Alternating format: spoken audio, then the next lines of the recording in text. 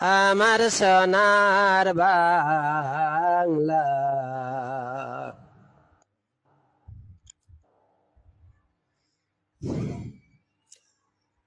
আমি তোমায় ভালোবাসি।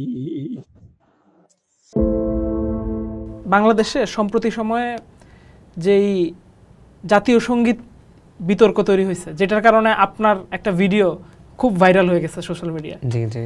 এবং সেখানে দেখা যাচ্ছে যে একজন পাকিস্তানের একজন বাঙালি ইমাম যিনি জাতীয় সঙ্গীতটা গাচ্ছেন এবং খুবই আবেগপ্রবণ হয়ে কেঁদে ফেলতেছেন। ওই স্টোরিটা একটু আপনার কাছ থেকে শুনতে চাই একটু। জি জি জি। আমি যেমন আপনাকে আগে বললাম যে বাংলাদেশ সম্পর্কে বাংলা ভাষা সম্পর্কে শেখার জন্য আমি আমাদের পাশের যে মসজিদ যেখানে আমি থাকতাম করাচিতে, সেখানে পাশেই যে ইমাম সাহেব ছিলেন উনি বাঙালি ছিলেন। তো আমি ওনাকে মানে কয়েকবার বলেছি, স্যার হুজুর আমি বাংলা ভাষা শিখতে চাচ্ছি, তো আপনি যেহেতু বাঙালি তো আপনি তো জানেন বাংলা। উনি বলেন যে আমি বলতে পারি কিন্তু স্ক্রিপ্টটা আমি পারি না, এটার জন্য উনি আমাকে ওনার ইমাম সাহেবের বিষয়ে জানিয়েছিলেন। আপনি ওই ইমাম সাহেবের ওনার কাছে যান। তো আমি ওনার কাছে গেলাম। তো উনি এমন একটি চমৎকার লোক, উনি অনেক দিন ধরে পাকিস্তানে আছেন। আর উনি ওখানে বাংলা মক্তব খুলেছেন। মক্তব বুঝেন আপনি? মক্তব হচ্ছে মসজিদের ভিতরে একটি ছোট স্কুল খুলে নেওয়া। তো উনি বাংলা মক্তব খুলেছিলেন।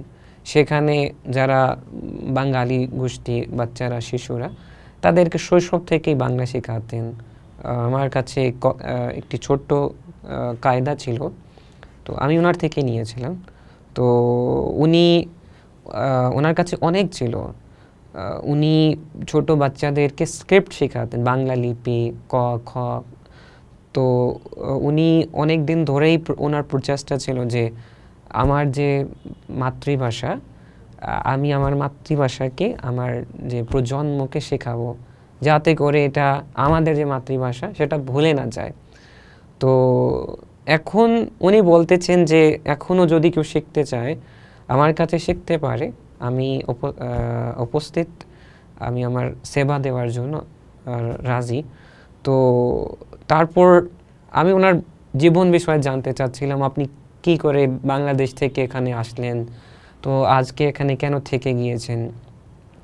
তো উনি আমাকে বললেন যে আমি অনেক দিন আগে এখানে আসলাম, আমি কোরআন হাফিজ ছিলাম। তো আমার বাবা আমাকে এখানে পাঠিয়েছিলেন যে পাকিস্তানে ইসলাম নিয়ে খুব চর্চা হয়, তো তুমি ওখানে যাও, তো ওখানে তুমি খুবই ভালো একটি মসজিদ পেয়ে যাবা। তো উনি ওই মসজিদের ইমামতি করতে আসতেছেন। তো তারপর ওনার ওখানে বিয়ে হয়ে গিয়েছে। তো তারপর হচ্ছে উনি পাকিস্তানে বাংলাদেশে আসেননি। তো ওনার মানে কিছু আইডি কার্ডের সমস্যা ছিল, যেহেতু উনি বাংলাদেশে ছিলেন, উনি আসেননি আবার পাকিস্তান থেকে। তো আইডি কার্ড না হওয়ার কারণে উনি পাসপোর্টও করতে পারেননি আর বাংলাদেশও আসতে পারেননি। তো আমি যখন ওনাকে বাংলা ইন্টারভিউ নিচ্ছিলাম, আমি বললাম যে আপনি কিছু আমাদেরকে, আমার হাতে একটি কায়দা ছিল, আমি ওনাকে কায়দাটা দিলাম, হুজুর আপনি একটু আমাদেরকে কিছু পড়ে শোনান।